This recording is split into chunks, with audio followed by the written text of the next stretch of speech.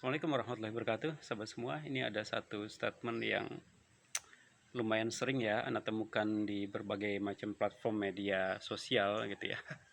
Yang mengatakan bahwa khilafah itu udah nggak relevan lagi. Khilafah itu udah kuno, udah zaman jadul lah gitu loh. Generasi-generasi old, boomer gitu loh. Ya, maka ini mungkin berangkat dari sebuah ketidaktahuan, ketidakpahaman tentang khilafah itu sendiri gitu ya. Mungkin masih punya gambaran bahwa khilafah itu adalah masa kegelapan, the dark ages gitu ya, dimana orang-orang tuh masih pakai onta ya, kemudian nggak ada yang namanya itu listrik gitu kan atau nggak ada ilmu kedokteran pun masih jauh lah, nggak bisa dibandingkan sama kedokteran zaman sekarang gitu. Allahu Akbar. Jadi gini sahabat semua, kalau kita sekali lagi ya, ini sering sekali anak ulang-ulang, kalau kita mau buka lagi lembaran sejarah gitu ya, dari sumber-sumber yang memang kredibel, yang memang bisa dipertanggungjawabkan keabsahannya gitu ya, maka akan kita temukan bahwa di masa kekhilafahanlah ya, semua hal yang berkaitan dengan teknologi, ilmu astronomi gitu ya, kemudian kedokteran, kesehatan, pendidikan, dan budaya-budaya yang baik gitu ya, yang positif, itu berasal dari masa kekhilafahan Islam, baik dari khilafah Utsmani, kemudian Abbasiyah, kemudian mundur lagi ada khilafah Muawiyah gitu ya, Umayyah. Nah, semuanya itu ya hasil modernisasi yang kita nikmati saat ini ya, ada handphone, komputer, TV gitu ya, benda-benda elektronik lah dan segala macam.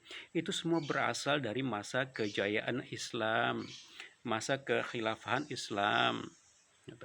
Kita kenal lagi dengan namanya Al-Khwarizmi, di mana Al-Khwarizmi ini yang menemukan angka 0, di mana angka 0 ini sangat amat berguna ya, dan dipakai sekali pada teknologi modern saat ini gitu. Kemudian kita juga kenal dengan yang namanya Avicenna, kalau di barat itu disebutnya Avicenna. Dia, kalau nama aslinya itu Ibnu Sina ya, di mana dia disebut sebagai bapak kedokteran modern gitu ya.